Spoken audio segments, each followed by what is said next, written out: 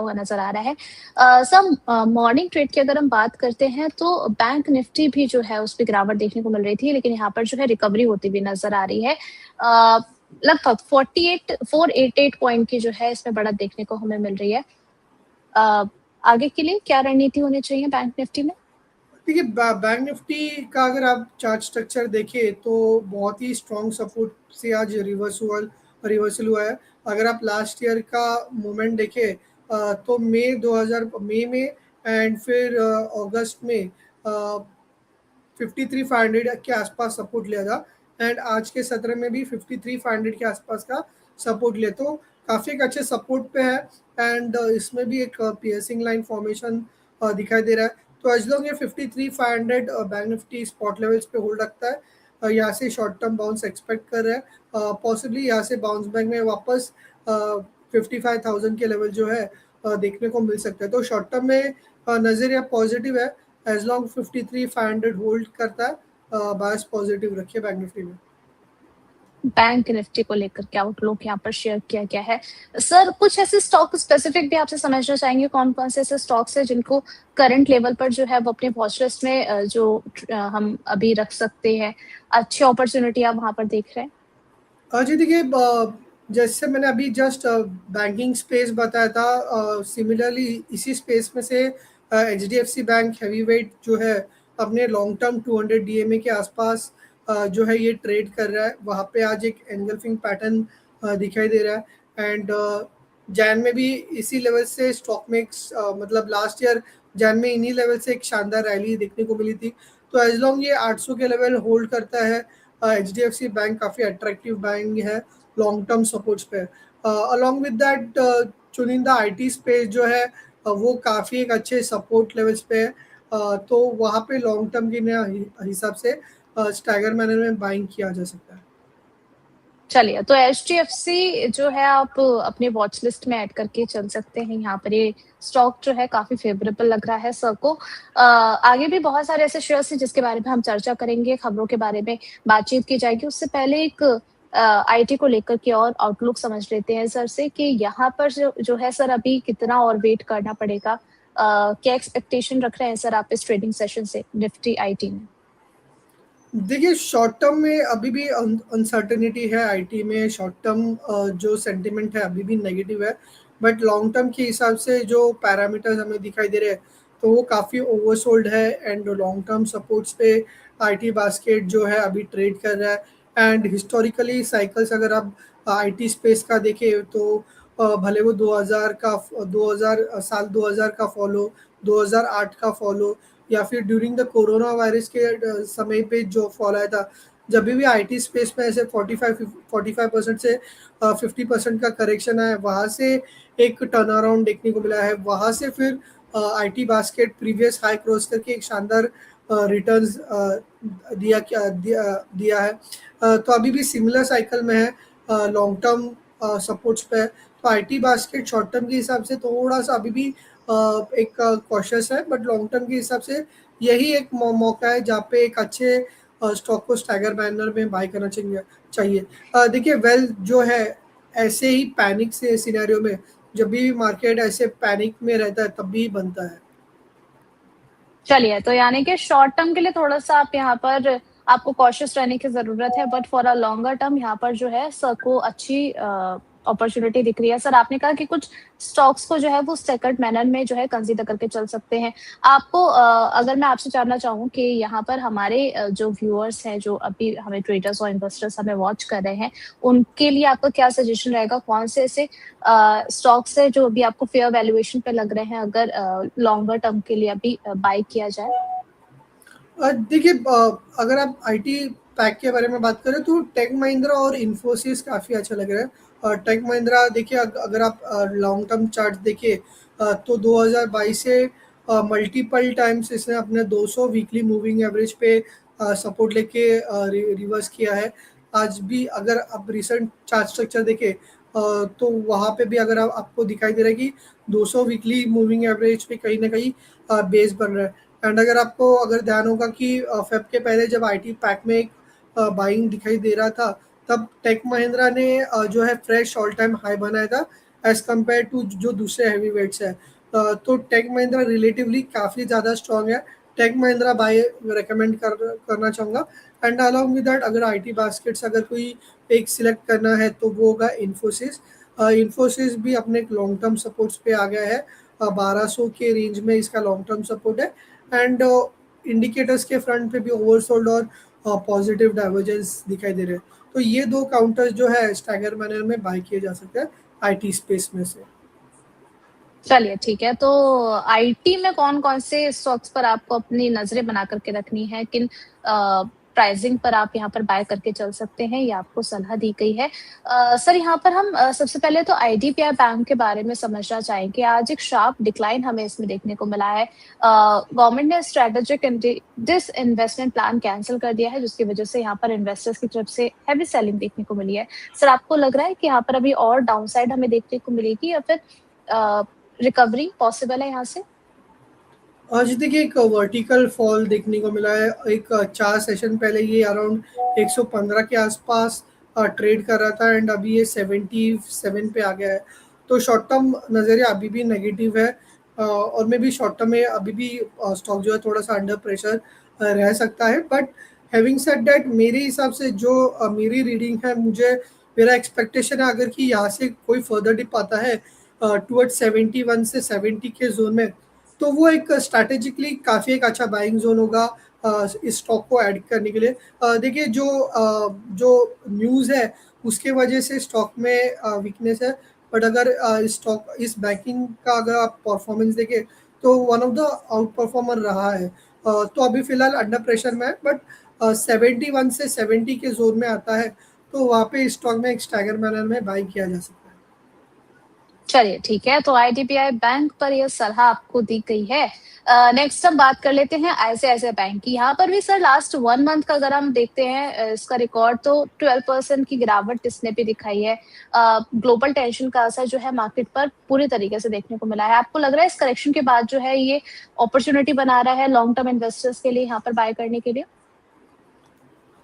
जी देखिए डेफिनेटली एक short term momentum negative रहा है। अभी ये फिलहाल नो ट्रेडिंग जोन में है। अभी फिलहाल मैं कोई इस पे व्यू अवॉइड करूंगा। बट अगर ये 1200 के लेवल पे मिलता है तो वहाँ पे ऐड करना चाहिए। वहाँ पे मल्टीपल लोज है। अगर आप देखिए लास्ट ईयर के जो लोज है वो अराउंड 1200 के आसपास है। एंड अभी कोई मेजर ऐसा सपोर्ट नहीं दिखाई दे रहा है। मार्केट में जो बाउंस आ रहा है आज, तो उसके साथ बाउंस हो सकता है। बट ऐसा कोई मेजर रिवर्सल नहीं दिखाई दे रहा है। अगर इसको एक्चुअल में बाय करना होगा तो वो होगा अराउंड 1200 के आसपास। चलिए ठीक है, तो यहाँ पर 1200 के आसपास आप ऐसे बैंक को अपनी नज़र बना कर के यहाँ पर रख सकते हैं। कुछ पीएसयू बैंक स्टॉक्स की अपडेट के बारे में बातचीत कर लेते हैं। एसबीआई में देखा है कि लोअर लेवल से जो है रिकवरी आती हुई नजर आई है, गेन्स लेकिन तब भी यहाँ पर कम दिख रहे हैं। स्टेट बैंक ऑफ इंडिया पे सर आपका नजरिया 1065 पर चल रहा है, आज 1.78% की अपसाइड देखने को मिल रही है। जो देखिए बैंकिंग स्पेस में से ये एक आउट परफॉर्मर रहा था। एंड रिसेंटली लास्ट 1-2 वीक में ब्रॉडर मार्केट के साथ करेक्ट हुआ है। बट एक अच्छे लेवल पे ट्रेड कर रहा है। अगर आप देखिए 89 ये में उसको रिटेस्ट कर रहे हैं। एंड आज एक पॉजिटिव स्ट्रक्चर देखने को मिल रहा है। तो यहाँ से वापस पॉजिटिव मोमेंटम एक्सपेक्ट कर रहे हैं।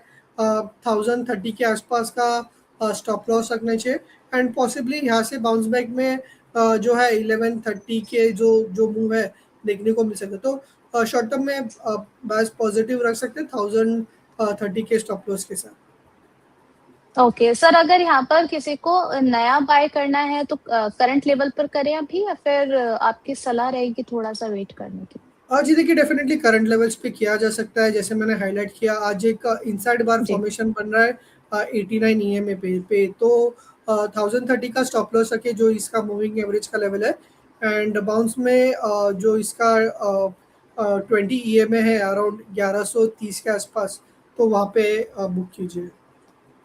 चलिए ठीक है, तो ये सलाह आपके लिए दी गई है एसबीआई बैंक के बारे में। अगर आप करंट लेवल पर इसको बाय करने के बारे में सोच रहे हैं तो आप इस एडवाइस को देख करके चल सकते हैं। नेक्स्ट हम देख रहे हैं यूनियन बैंक ऑफ इंडिया में भी जो है लोअर लेवल से रिकवरी आती हुई नजर आई है। 176 पर चल रहा है, आज 1.37% की अपसाइड इसमें देखने को मिल रही है। करंट लेवल पर बाय के लिए सर कैसा लग रहा है? और जी देखिए, as compared to State Bank, Union Bank, मैं फिलहाल के लिए थोड़ा सा वेट का सलाह दूंगा, क्योंकि अभी भी आज का स्ट्रक्चर इतना स्ट्रॉन्ग नहीं है। जस्ट एक 1.5% का अपमूव है, एंड हालांकि रिसेंट फॉल काफ़ी स्टीपर था, तो फिलहाल के लिए वेट करना चाहूँगा। बट जैसे मैंने स्टेट बैंक के लिए कहा था, ये जब अपना 89 EMA रिटेस्ट करता है अराउंड 165 के आसपास, तो वहाँ पे ऐड किया जा सकता है 160 के आसपास, 160 के स्टॉप लॉस के साथ। अब भी फिलहाल ये नो ट्रेडिंग जोन में है। चलिए, तो यहाँ पर यूनियन बैंक ऑफ इंडिया में थोड़ा-सा आपको पेशेंस रखना चाहिए अगर आप खरीदारी करने के बारे में सोच रहे हैं।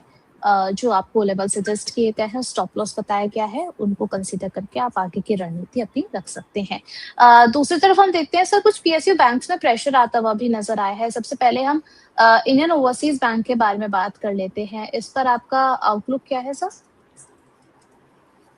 जी देखिए, अगर आप रिसेंट पीएसयू बैंक्स को देखें फेब के पहले, तो majority of the PSU banks fresh all time high बना रहे थे। अभी जस्ट आपने स्टेट बैंक और यूनियन बैंक के बारे में बात किया था, जी। तो ऑल टाइम हाई से करेक्ट कर रहे, बट ये स्टॉक जो है अपने ऑल टाइम हाई से काफ़ी दूर है। इनफैक्ट ये जो है 52 वीक लोस पे ट्रेड कर रहा है, एंड इनफैक्ट जो है 2025 के जो मेजर सपोर्ट लेवल्स थे अराउंड 33 के, तो उसको भी ब्रेक किया। तो मैं आईओबी में डेफिनेटली अवॉइड की सलाह दूंगा। अगर पीएसयू में एंटर करना ही है, तो मैं सजेस्ट करूंगा कि स्टेट बैंक प्रीफर कीजिए, इंडियन बैंक प्रीफर कीजिए, एंड जैसे मैंने हाईलाइट किया यूनियन बैंक डिप में ऐड कीजिए। चलिए ठीक है, तो ये सलाह जो है आप देख कर के चल सकते हैं। इस स्पेसिफिक स्टॉक की बात करें तो फिलहाल अवॉइड करने की सलाह आपको दी गई है। नेक्स्ट हम यूको बैंक के बारे में बात कर लेते हैं। यहाँ पर भी अच्छा खासा प्रेशर आते हुए हमें दिख रहा है, 25 पर आ चुका है सर। क्या किया जाए? बिल्कुल अभी अगर किसी के पोर्टफोलियो में है तो निकलने की सलाह रहेगी आपकी? जी सेम कमेंट्री है जो मैंने अभी बताया था। यूको बैंक में भी अगर आप देखें तो फ्रेश 52 वीक लोस पे ट्रेड कर रहा है, एंड जो रिसेंट जो बिफोर फेब जो मार्केट में एक्टिव पीएसयू बैंक में रैली देखने को मिली थी, तो उसमें बिल्कुल भी पार्टिसिपेट नहीं किया था। तो ये सेलॉन रैली या फिर जो भी बाउंस आता है, तो उसमें एग्जिट का सलाह दूंगा। As compared to that stock तो मैंने सजेस्ट किया है यूको बैंक। अगर आप देखें और कोई भी बाउंस आता है 27 के आसपास, तो उसमें से एग्जिट कीजिए। इंडियन, यूनियन और स्टेट बैंक में प्रेफरेबली स्विच कीजिए। चलिए ठीक है, तो स्विच करके आपको कहाँ पर पिक करना चाहिए ये आपको सलाह दी गई है। सर यहाँ पर पीएसयू में पूरा ही काफ़ी ज़्यादा प्रेशर हमें देखने को मिल रहा है। एक लास्ट इसमें एक स्पेसिफिक स्टॉक के बारे में जानना चाहूँगी मैं आपसे, पंजाब एंड सिंध बैंक। क्या नज़रिया है आपका इस पर? देखिए, मैं ज़्यादा ट्रैक तो नहीं कर रहा Punjab and Sind Bank, but इसका भी चार्ट स्ट्रक्चर अंडर परफॉर्मेंस रहा है, एंड इसमें भी सेम व्यू रहेगा। अगर आप मैं रिपीट कर रहा हूँ बार बार, लेकिन अगर आप देखिए Indian, Union, Canara Bank, Bank of Baroda, State Bank, ये मेजर 5 बैंक्स है पीएसयू बास्केट में जो आउट परफॉर्म कर रहे हैं, and UCO Punjab and Sind Bank ये अंडर परफॉर्म कर रहे हैं। तो सलाह यही होगी, State Bank, Indian Bank, Union Bank, इनमें जो है स्विच कीजिए। काफ़ी डाइवर्जेंस दिखाई दे रहे हैं। जो मैंने आउट परफॉर्मेंस बताया, तो वो ऑल टाइम हाइस पे ट्रेड कर रहे हैं, ऑल टाइम हाइस के आसपास ट्रेड कर रहे हैं, और ये ऑल टाइम लोज के आसपास। तो क्लियर डाइवर्जेंस है, डाइवर्जेंस रहेगा। इनमें से एग्जिट कीजिए, क्या करके जो आउट परफॉर्मर है उसमें आप स्विच कीजिए। चलिए, तो अच्छी अपॉर्च्युनिटीज़ जहाँ पर आपको सजेस्ट की जा रही हैं, वहाँ पर आप स्विच करने के बारे में सोच सकते हैं। अगर आप यहाँ पर फँसे हुए हैं, तो निकलने के मौके देखिए। अब यहाँ पर कुछ क्वेश्चन्स आ चुके हैं हमारे दर्शकों के, हम चाहेंगे सर आप ज़रा गाइड कीजिए कि क्या किया जाए इन लोगों को आगे। सबसे पहले अनिल चौधरी जी हमारे प्राइम दर्शक हैं, कह रहे हैं कि सर एचडीएफसी आपने सजेस्ट भी किया था अभी, आईडीबीआई फर्स्ट बैंक और बैंक ऑफ महाराष्ट्र में लमसम लगा सकते हैं? थर्ड काउंटर कौन सा बताया आपने? सर इन्होंने 3 ऑप्शन दिए थे, HDFC, IDBI first bank and bank of Maharashtra. देखिए, मैं सलाह दूंगा बैंक ऑफ महाराष्ट्र और एचडीएफसी बैंक, ये दो काउंटर्स रहेंगे। इसमें आप इक्वली पैसे जो है ऐड कर सकते हैं। बैंक ऑफ महाराष्ट्र में शानदार रैली, एक आउट परफॉर्मर रहा था, अभी रिसेंट प्राइस करेक्ट होकर आज एक हैमर पैटर्न बन रहा है। और एचडीएफसी बैंक भी मैंने ऑलरेडी डिस्कस किया कि लॉन्ग टर्म सपोर्ट्स पे ट्रेड कर रहा है। तो दोनों में भी अपॉर्चुनिटी दिखाई दे रही है, दोनों में ऐड किया जा सकता है। आप जो आईडीबीआई बैंक बता रहे हो तो वो भी मैं बोलूँगा कि आज काफ़ी एक ज़्यादा वीकनेस के साथ ट्रेड कर रहा है, बट जब ये 70 के जोन में आता है तो इस पर भी ऐड कर सकते हैं, बट अभी उन लेवल से भी काफ़ी दूर है। तो प्रेफरेबली आप बैंक ऑफ महाराष्ट्र और एचडीएफसी बैंक के साथ पोजीशंस क्रिएट कीजिए। चलिए ठीक है, तो ये सलाह आप देख करके चल सकते हैं। नेक्स्ट आशु जी, ये भी हमारे प्राइम दर्शक हैं, आईटीआई के बारे में जानना चाह रहे हैं सर। 273 पर इन्होंने बाय किया है, जानना चाह रहे हैं कि यहाँ पर होल्ड कर सकते हैं इसको आगे या फिर एग्जिट के मौके देखे जाएं। आज देख रहे हैं इसमें 8.81 ऑलमोस्ट 9% की अपसाइड देखने को मिल रही है, क्या सलाह रहेगी आपकी सर? जी देखिए, ये काफ़ी वॉलेटाइल काउंटर है। जब भी मूव होता है तो शार्पली अप मूव करता है, जब भी फॉल करता है तो काफ़ी शार्पली फॉल कर रहा है। तो अभी फ़िलहाल पॉजिटिव मोमेंटम के साथ है, तो होल्ड रखिए। जैसे जैसे ऊपर जाता है ट्रेलिंग स्टॉप लॉस लगाते रहिए। अभी जो पोजीशंस है उसके लिए आज का लो जो अराउंड 248 के आसपास है, तो वो 244 के आसपास है, तो वो स्टॉप लॉस रखिए, होल्ड कीजिए। जैसे जैसे ऊपर जाता है 10-10 रुपये, वैसे स्टॉप लॉस को ऊपर लगाते जाइए। इसका जो मेजर हडल है वो अराउंड 310 के आसपास है। तो अभी फिलहाल शॉर्ट टर्म मोमेंटम के हिसाब से इस रैली को रन कीजिए। चलिए ठीक है, तो आपके लिए ये सलाह दी गई है आशु जी, आप बिल्कुल इसको कंसीडर करके चल सकते हैं। सर यहाँ पर पीटीसी के बारे में भी जानना चाह रहे हैं कि यहाँ पर आपकी सलाह क्या रहेगी? स्ट्रक्चर कैसा लग रहा है सर आपको? 157 पर ट्रेड हो रहा है। जी, कौन सा स्टॉक आप पीटीसी इंडिया सर। जी देखिए, पीटीसी का अगर आप चार्ट देखें तो ये भी ब्रॉडर मार्केट के साथ करेक्ट किया था, अभी एक लॉन्ग टर्म सपोर्ट्स पे ट्रेड कर रहा है। अगर आप लास्ट ईयर से देखें तो मल्टीपल सपोर्ट है अराउंड 150 के आसपास, तो जिनके भी लॉन्ग्स है तो 150 के नीचे का स्टॉप लॉस रखिए। ऊपर पहला हर्डल होगा अराउंड 164 का, 164 क्रॉस करता है तो इस पे पॉसिबली 180 लेवल्स का एक मूव देखने को मिल सकता है।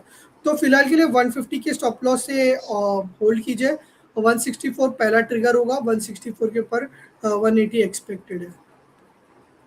चलिए ठीक है, अगले सवाल की ओर बढ़ते हैं। प्रिय